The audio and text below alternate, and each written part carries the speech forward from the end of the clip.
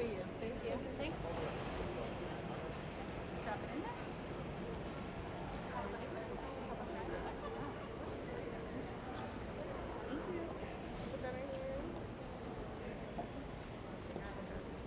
Have a good day. XBB.1.5 has been detected in 29 countries so far.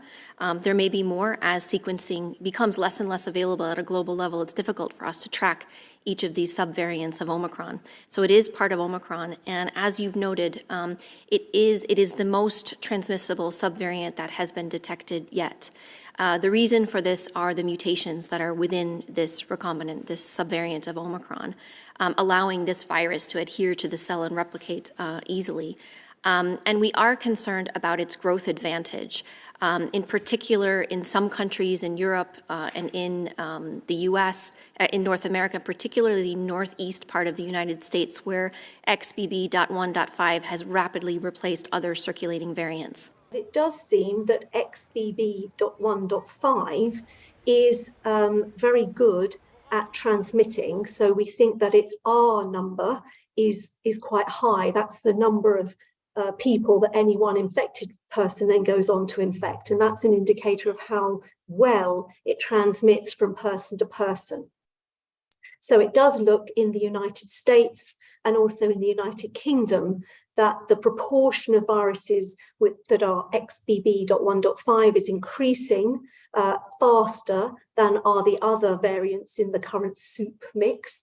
And that, again, it indicates to us that it's almost like winning the race here and transmitting faster onwards than the others are. The way the vaccine is working extremely well is to protect people against severe disease, hospitalization, and death. And the vaccines continue to work very well against all Omicron variants that we've seen so far. What the vaccines are not doing anymore well at all is stopping people from getting infected.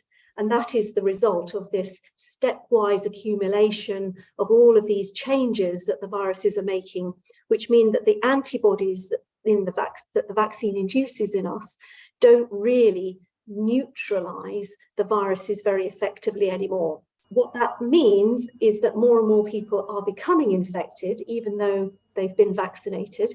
And what that means from a population level, which is really the cause for concern, is that the more people that get infected by the virus, the small percentage of people who will go on to have a bad outcome, that the absolute number of those people then increases because overall there's more virus out there. From what we know, China has opened up and they are now experiencing waves of this and other Omicron lineages in this soup of Omicron-derived viruses.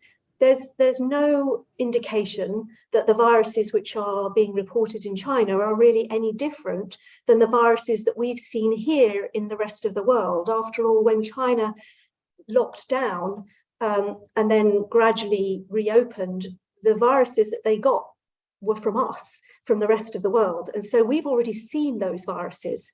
So there's no reason to think that more dangerous viruses are going to come out from China than come out from anywhere else in the world. In fact, if anything, China are lagging behind us at the moment in terms of their viral evolution.